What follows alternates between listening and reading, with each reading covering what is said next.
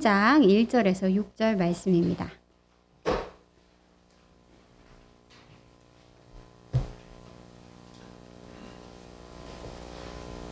베드로전서 3장 1절에서 6절 말씀을 저희가 함께 교독하도록 하겠습니다. 신약성경 379페이지입니다. 다 찾으셨으면 한 절씩 교독하도록 하겠습니다. 아내들아, 이와 같이 자기 남편에게 순종하라. 이는 혹 말씀을 순종하지 않는 자라도 말로 말미암지 않고 그 아내의 행실로 말미암아 구원을 받게 하려 함이니 너희의 두려워하며 정결한 행실을 보미라. 너희의 단장은 머리를 꾸미고 금을 차고 아름다운 옷을 입는 외모로 하지 말고 오직 마음에 숨은 사랑을 온유하고 안전한 심령에 썩지 아니할 것으로 하라. 이는 하나님 앞에 값진 것입니다. 전에 하나님께 소망을 두었던 거룩한 부녀들도 이와 같이 자기 남편에게 순종함으로 자기를 단장하였나니 사라가 아브라함을 주라 칭하여 순종한 것 같이 너희는 선을 행하고 아무 어려운 일에도 놀라지 아니하며 그의 아들이 되는 것이라. 아멘. 오늘은 베드로전서 3장 1절에서 6절 말씀으로 금보다 귀한 것으로 단장하라 라는 제목으로 말씀을 함께 살펴보고자 합니다. 오늘 말씀을 베드로가 이와 같이 라는 말로 시작합니다. 아내들아, 이와 같이. 이와 같이라는 이 단어를 통해서 베드로는 지금부터 이야기할 이 내용이 앞에서 이야기한 내용과 계속해서 연결되고 있다라는 것을 알려주고 있습니다. 우리가 지난 시간에는 2장 마지막 부분에서 누구에게 주는 말씀을 배웠었냐면 사환들아 너희 주인들에게 순종하라 라는 말씀을 배웠습니다. 종들에게 주는 말씀을 배웠죠. 그리고 오늘은 이제 아내들아 남편에게 순종하라 라는 말씀이 이어지고 있는데요. 사실 이 종들에게 주는 말씀과 아내들에게 주는 이 말씀은 기본 원칙에 대한 두 가지 예입니다. 기본 원칙은 어디에서 나왔냐면 2장 11절에서 17절에서 기본 원칙을 베드로가 이야기했습니다. 우리를 향한 하나님의 뜻은 이것이다 라고 2장 11절에서 17절에서 베드로가 얘기했는데요. 그게 뭐냐면 선행을 통하여 우리의 선한 행실을 통하여 기독교인들, 그리스도인들을 오해하는 자들의 무식한 말을 막는 것이 하나님의 뜻이다. 우리의 선행을 통하여 하나님을 알지 못하는 자들이 하나님께 돌아와 하나님께 영광을 돌리게 하는 것이 하나님의 뜻이다. 누구를 향한 하나님의 뜻이라고요? 우리를 향한. 하나님이 우리를 먼저 택하셨을 때는 분명한 목적이 있으시다라는 겁니다. 우리의 삶을 통해, 우리의 행함을 통해 하나님을 알지 못하고 예수님을 믿지 않는 자들이 오해를 풀고 하나님께 나아와서 하나님께 영광을 돌리는 자들이 되는 것. 분명하게 베드로는 하나님이 우리를 먼저 택하신 목적에 대해서 이야기했습니다. 그리고 나서 이 두 가지 예에 대해서 얘기하고 있는 겁니다. 종들아 주인에게 순종하라. 아내들아 남편에게 순종하라.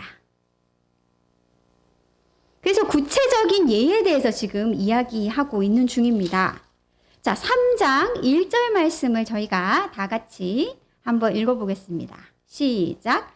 아내들아 이와 같이 자기 남편에게 순종하라.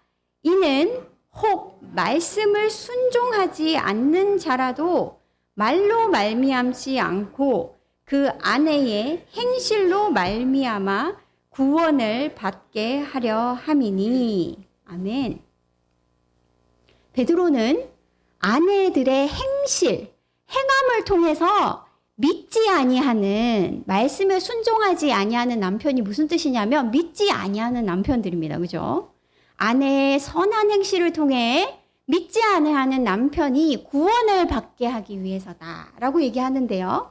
그러면 이 아내들의 선한 행실이 무엇인지 구체적으로 2절에서 이야기하고 있습니다. 2절을 또 한번 읽어보겠습니다. 시작.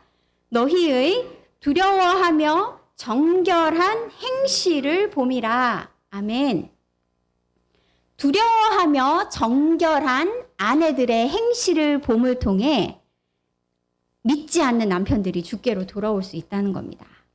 여기에 두려워하다라는 말은 무서워하다라는 뜻도 분명히 있지만 두려워하다라는 뜻은 존중하다라는 뜻을 가지고 있습니다. 정결하다라는 말은 순수하다, 진실되다, 거짓된 마음 혹은 숨겨진 의도가 없이 순수하고 진실되다라는 뜻을 가지고 있습니다. 그러면 베드로가 지금 여기서 얘기하는 믿지 아니하는 남편이 그 아내의 행실을 보고 하나님께 돌아올 수 있다라고 얘기한 그 행실은 구체적으로 무엇을 얘기하냐면 남편을 진실되게 순수한 마음으로 존중하는 행실을 보고 이 아내들이 먼저 복음을 듣고 예수를 믿게 된 겁니다. 믿지 않은 남편의 삶이 그 아내들의 눈에서 그 아내들이 가지고 있는 이제 믿음의 눈으로 볼 때 얼마나 못마땅한 것들이 많겠습니까? 그런데 베드로는 뭐라고 얘기하냐면 그 남편을 믿지 아니한 그 남편을 정말 진심으로 존중하는 마음으로 순종하는 행실을 볼 때에 그 남편들이 하나님께 돌아와 구원을 받을 수 있다라는 것을 이야기하고 있습니다. 앞에서 얘기한 기본 원칙이 아내들의 삶 속에서 이루어지는 겁니다. 우리의 선한 행실을 통해 믿지 않은 자들이 하나님께 돌아와 영광을 돌리는 일이 일어나게 된다라는 구체적인 예를 지금 들고 있는 겁니다. 근데 여러분, 본문을 자세히 보면 이 아내들이 남편들에게 순종하라라는 이 말씀이 사실 쉬운 것이 아닙니다. 왜 그렇습니까? 아까도 얘기했지만 지금 이야기하는 남편은 말씀을 순종하지 않는 남편을 얘기합니다. 믿지 아니하는 남편을 얘기하고 있습니다. 요즘 세상에서는 가족 구성원들 간에 종교가 다른 경우들도 종종 있죠. 남편과 아내가 하나는 절을 가고 한 사람은 또 교회를 가는 경우도 있고 성당을 다니고 교회를 다니는 경우도 있고 종교가 다양하게 공존하는 경우들이 있습니다만 고대 사회에서 그런 일은 없었습니다. 그래서 여러분, 성경을 읽다 보면 남자가 어떤 남성이 복음을 믿고 예수님께 돌아오게 되면 그 온 가족이 주님께 돌아오는 예들을 볼 수 있습니다. 하나님께서 역사하신 것이 분명하지만 고대 사회 속에서는 온 가족의 구성원들, 특히 아내는 남편의 종교를 그대로 따라야만 했습니다. 예외가 없었죠. 그런데 오늘 어떤 일이 일어나고 있습니까? 이 아내들이 예수를 믿게 된 겁니다.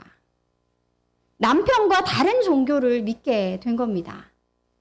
지금 사회 속에서 종교가 달라서 이루어지는 갈등과는 비교할 수 없을 만한 갈등이 그 집안에서 일어날 수 있는 겁니다. 남편으로부터 부당한 핍박과 박해를 받았을 것입니다.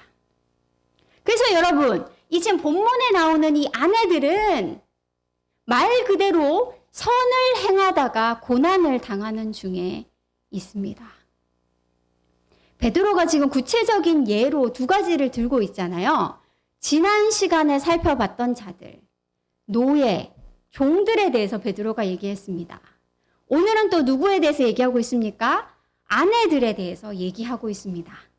특별히 종들에 대해서 얘기할 땐 베드로가 어떤 종들을 얘기했냐면 까다로운 주인을 모시는 종들. 오늘 본문에서는 믿지 아니하는 남편과 함께 살아가는 아내들에 대해서 얘기합니다. 이 두 그룹은요, 그 당시의 사회 속에서도 부당한 고난을 당하기에 가장 쉬운 그룹의 사람들입니다. 사실은 온전한 취급받지 못하던 사회에서 노예와 여성은 단순히 자유인인 남성의 소유물로 여겨지던 사회였죠. 그런 사회 속에서 노예와 아내들은 이 선을 행하다가 고난받는 자들의 가장 대표적인 예로 들 수 있었던 겁니다. 여러분, 그러면 오늘 본문 속의 이 아내들도 지난 시간 살펴본 종들과 마찬가지로 선을 행하다가 고난을 당하는 중에 있습니다. 종들에게 주는 권면, 지난 시간에 살펴봤던 권면에서 베드로가 무엇이라고 얘기했냐면 우리는 선을 행하다가 고난을 당하는 자로 부르심을 받았다라고 얘기했습니다. 베드로가 뭐라고 얘기하냐면 우리의 정체성이 내가 예수 믿는 자입니다. 내가 그리스도인입니다. 라고 얘기하는 건 무엇을 의미하냐면 나는 선을 행하다가 고난받는 자입니다. 라는 뜻이다. 라고 베드로는 분명하게 이야기합니다. 오늘 아내에 대해서 이야기하면서도 이 똑같은 원칙이 적용됩니다. 선을 행하다가 고난받는 것이 어떤 의미가 있다라고 베드로가 지난 시간에 이야기했습니까? 바로 예수님의 본을 따라가는 것이다 라고 얘기했습니다. 예수님께서 십자가에 달린 몸 위에 우리의 짐을 대신 지신 것 같이 예수님이 우리가 맞아야 될 채찍을 대신 그 몸에 맞으신 것과 같이 선을 행하다가 고난받는 성도들을 통해 이웃의 짐을 그 몸에 대신 지는 그 성도들로 인해 이웃의 채찍을 그 몸에 대신 맞는 성도들로 인해서 길 잃은 양과 같은 자들이 영혼의 목자와 감독 되신 이에게 돌아온다라고 베드로전서 2장 25절에서 이야기했습니다. 우리는 모두 길 잃은 양과 같은 존재였는데 우리 대신 짐을 지시고 우리의 채찍을 대신 맞으신 선을 행하다가 고난받으신 예수님을 통해 우리가 되돌아온 것처럼 길을 잃은 우리의 형제들, 우리의 이웃들이 우리를 통해 그 합당하지 않은 은혜를 맛볼 때에 그들이 하나님께 돌아오게 된다라는 이야기를 하고 있습니다. 선을 행하다가 고난을 당하는 것은 이렇게 우리의 사명을 감당하는 일이 됩니다. 우리를 통해 우리의 이웃들이 주께로 돌아오는 작용을 하게 되는 일이 됩니다. 근데 오늘 본문 속에서는 아내들에게 주는 말씀 속에서 베드로는 또 하나 중요한 의미에 대해서 이야기합니다. 우리가 선을 행하다가 고난받으면서 참고 인내하는 이 삶이 우리 자신에게 덕이 되고 도움이 된다라는 이야기를 하고 있습니다. 3절과 4절 말씀 한번 볼까요? 3절과 4절 말씀을 큰 소리로 같이 읽어보겠습니다. 시작. 너희의 단장은 머리를 꾸미고 금을 차고 아름다운 옷을 입는 외모로 하지 말고 오직 마음에 숨은 사람을 온유하고 안정한 심령에 썩지 아니할 것으로 하라. 이는 하나님 앞에 값진 것이니라. 방금 읽은 본문이 베드로가 이야기했던 1장 6절에서 7절 말씀과 연결됩니다. 어떻게 할 수 있냐면 방금 본문 속에서 사용된 두 가지 중요한 단어가 베드로전서 1장 6절에서 7절에서도 사용되었어요. 또 오늘 본문 말씀을 일단 한번 보실게요. 베드로가 무슨 얘기를 하냐면 우리가 단장하는데 금으로 내 자신을 단장하지 말고 무엇으로 단장하라고 했냐면 온유하고 안정한 심령이라는 하나님 앞에 값진 것으로 자신을 단장하라 라고 얘기합니다. 이 값진 것, 귀한 것이란 단어가 등장하고요. 금이라는 단어가 등장합니다. 이 방금 읽은 본문에서 무슨 얘기를 하고 있다고요? 우리 자신을 금으로 단장하는 것이 아니라 금보다 값진 것, 금보다 귀한 것, 즉 온유하고 안정한 심령으로 자신을 단장하라 라는 얘기를 하고 있습니다. 이것과 연결되어지는 베드로전서 1장 6절에서 7절 말씀을 함께 살펴보도록 하겠습니다. 베드로전서 1장 6절에서 7절 말씀입니다. 큰 소리로 슬슬 눈꺼풀이 무거워지니까 우리가 다 같이 또 6절에서 7절을 큰 소리로 읽겠습니다. 시작. 그러므로 너희가 이제 여러 가지 시험으로 말미암아 잠깐 근심하게 되지 않을 수 없으나 오히려 크게 기뻐하는도다. 너희 믿음의 확실함은 불로 연단하여도 없어질 금보다 더 귀하여 예수 그리스도께서 나타나실 때에 칭찬과 영광과 존귀를 얻게 할 것이니라. 아멘. 1장 6절에서 7절에서 베드로는 무슨 얘기합니까? 우리 삶에 이해할 수 없는 여러 가지 시험과 어려움이 임하거든 기뻐하라. 왜냐하면 그 시험은 우리의 믿음을 연단하는 것이다. 여기서 이야기하는 이 연단이라는 단어, 불로 연단하다라는 단어는요, 풀무불을 이야기합니다. 그죠? 여러 가지 광석이 섞여 있는 돌을 풀무불을 지나게 하면서 모든 불순물이 빠지고 순금이 되어지는 것, 그걸 풀무불이라고 합니다. 우리의 삶에 임하는 이 여러 가지 시험이 우리의 믿음을 연단하는 것이다. 그러면서 믿음과 무엇을 비교하고 있나요, 지금? 금을 비교하고 있는 겁니다. 금이 불을 지나서 연단해서 순금이 되었어도 그것과도 비교할 수 없는 존귀한 것이 무엇이다? 더 귀한 것이 무엇이다? 믿음의 확실함이다. 연단을 지난 순수한 온전한 믿음은 이 순수한 금, 이것과는 비교할 수 없이 더 귀한 것이다.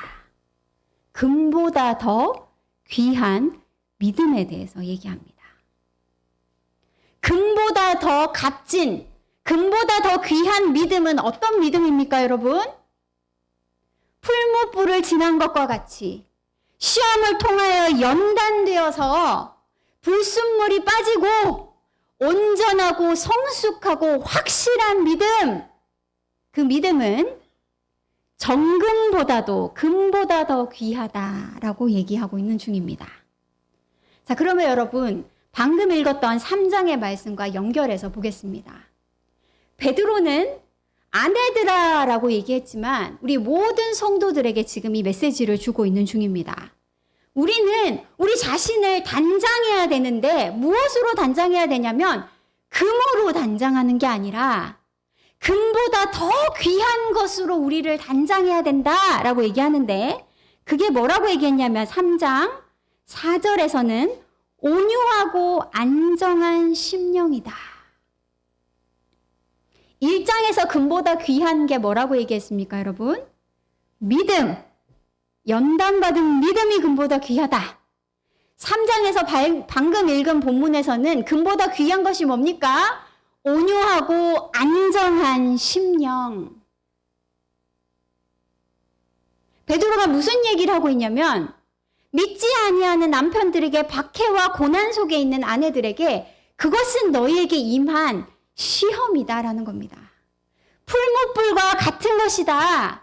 믿음의 불순물을 걸러내고 이 어려움 가운데 하나님만 신뢰하고 의지하는 믿음으로 자라게 하는 것이다.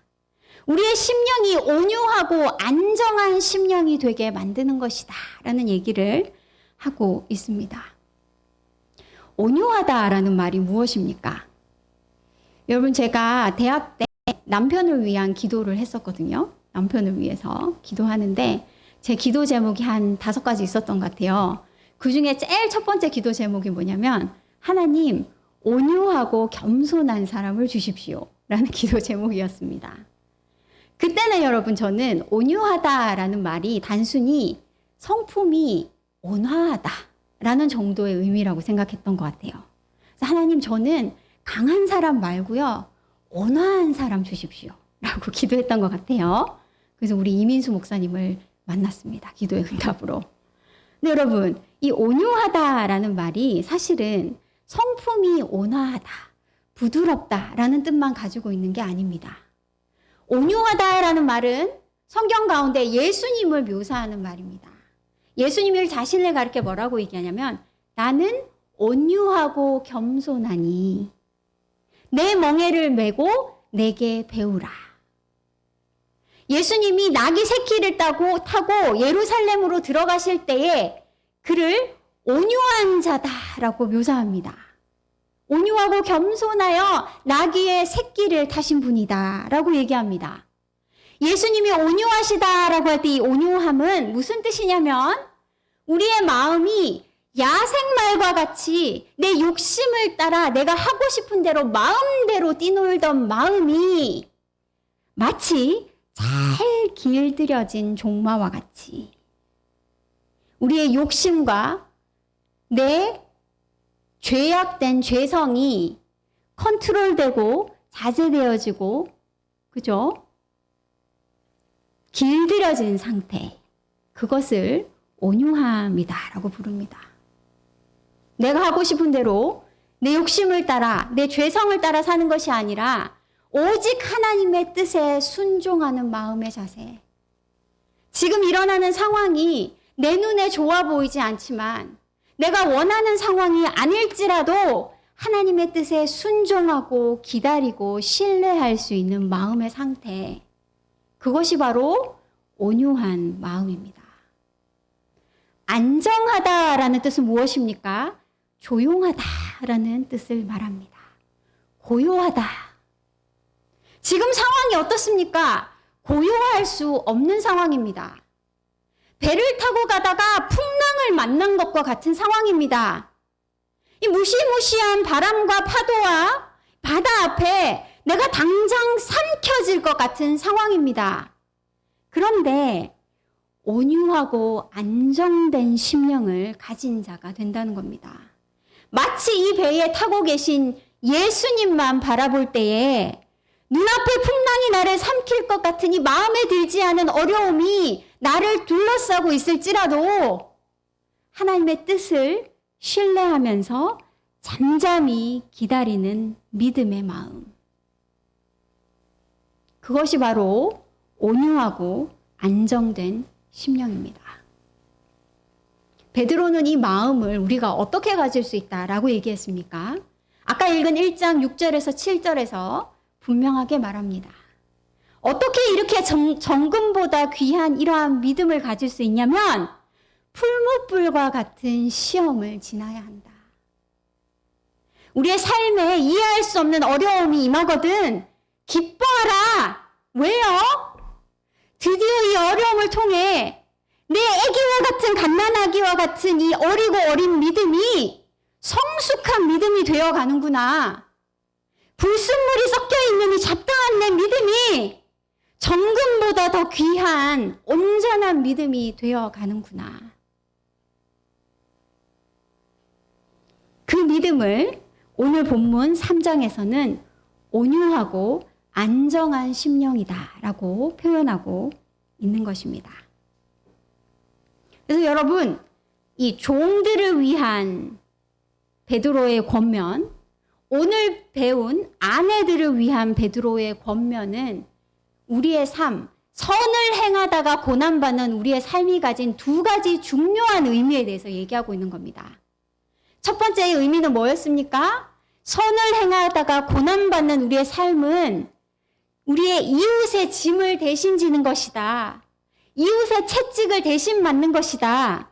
그리하여 우리의 이웃들이, 길 잃은 이웃들이 영혼의 목자 되신 하나님께 돌아와 영광을 돌리게 하는 기회가 된다.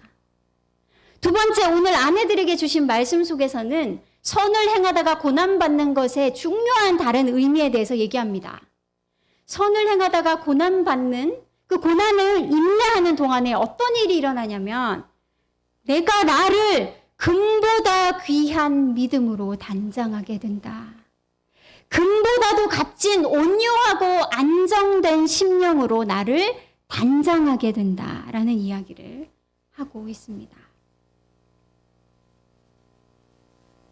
오늘 본문 속에 베드로는 이러한 자들, 이 선을 행하다가 고난받는 것을 통해 금보다 귀한 믿음으로 자신을 단장하는 사람들을 5절에 보면 하나님께 소망을 두었던 거룩한 부녀들이라는 예를 들고 있습니다.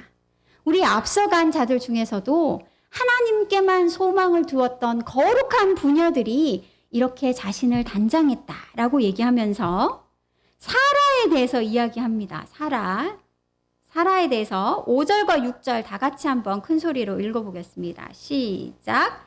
전에 하나님께 소망을 두었던 거룩한 부녀들도 이와 같이 자기 남편에게 순종함으로 자기를 단장하였나니 사라가 아브라함을 주라 칭하여 순종한 것 같이 너희는 선을 행하고 아무 두려운 일에도 놀라지 아니하면 그의 딸이 된 것이니라. 아멘. 사라에 대한 이야기를 하고 있습니다. 도대체 사라의 어떤 이야기를 하고 있을까에 대해서 가장 많은 해석자들은 아마 창세기서 12장 11절에서 20절 말씀을 베드로가 얘기하고 있다라고 생각합니다. 창세기 12장 11절에서 20절에 어떤 일이 일어납니까? 사라가 남편 아브라함과 함께 애굽으로 내려갑니다. 가나안에 갔는데 하나님의 약속을 따라 그 땅에 기근이 임한 겁니다. 비가 안 오니까 먹을 것이 없어 굶어 죽게 생겨서 애굽으로 내려갔습니다. 도망을 갔습니다. 근데 남편인 아브라함이 아내 사라에게 무엇이라고 시키느냐면 애굽에 내려가면 바로 왕 앞에서 당신이 나의 누이라고 이야기하라 라고 명령합니다. 왜요? 그 사라를 사랑해서 그런 명령을 내렸습니까? 사라를 배려해서 그런 명령을 내립니까? 전혀 아닙니다. 그죠? 뭐 하려고? 자기가 살려고. 예쁜 아내가 있다가 자기가 죽임을 당하고 아내를 뺏길 가능성이 있으니까 자기 목숨을 부지하려고 사라에게 이렇게 부당한 명령을 내린 겁니다. 근데 사라가 어떻게 했냐면 오늘 본문에 보면 자기 남편에게 순종함으로 자신을 단장했다라고 얘기합니다. 오해하지 말아야 될 게 있습니다. 성경 저자들이 어떠한 비유를 가져오거나 어떤 이야기를 가져와서 이야기할 때 오해하지 말아야 되는 것이 오늘 본문 속에 베드로가 아브라함이 불신자였다라는 얘기를 하고 있는 게 아닙니다.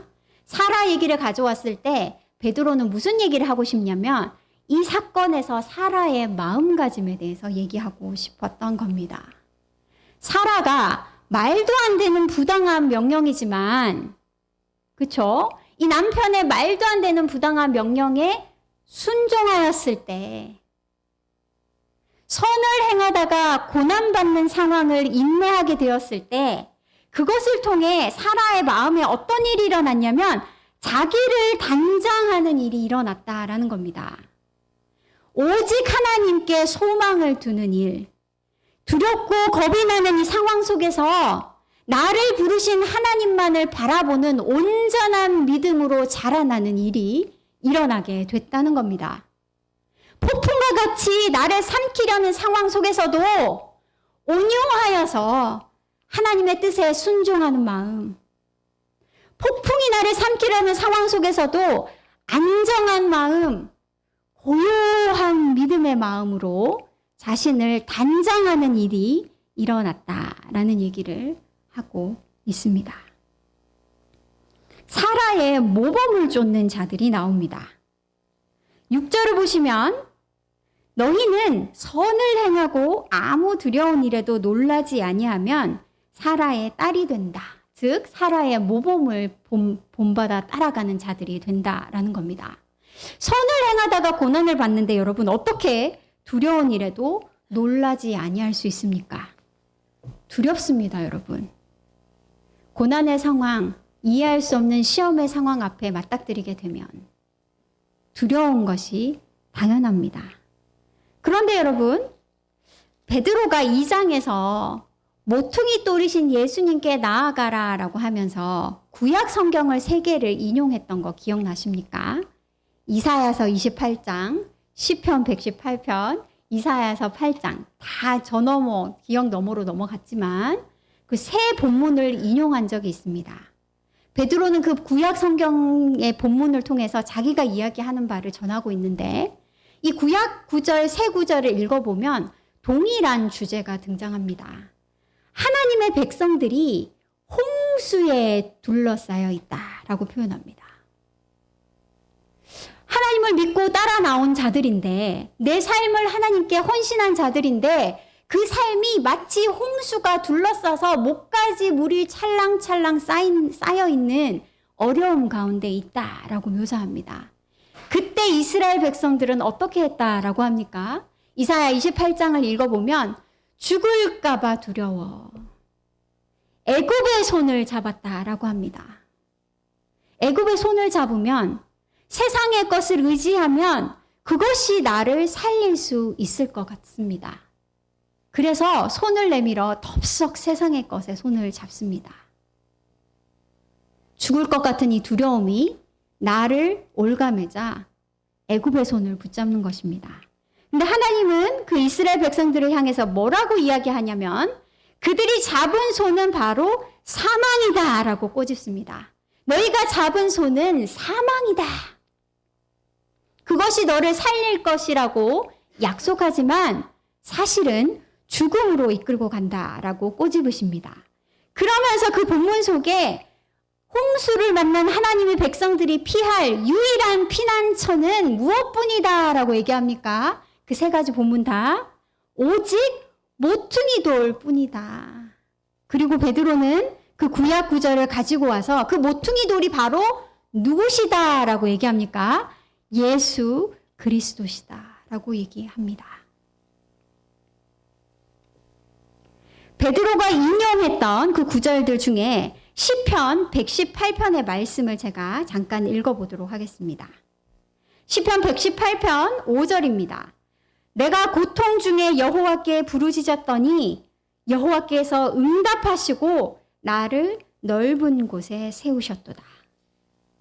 여호와는 내 편이시라 내가 두려워하지 아니하리니 사람이 내게 어찌할까?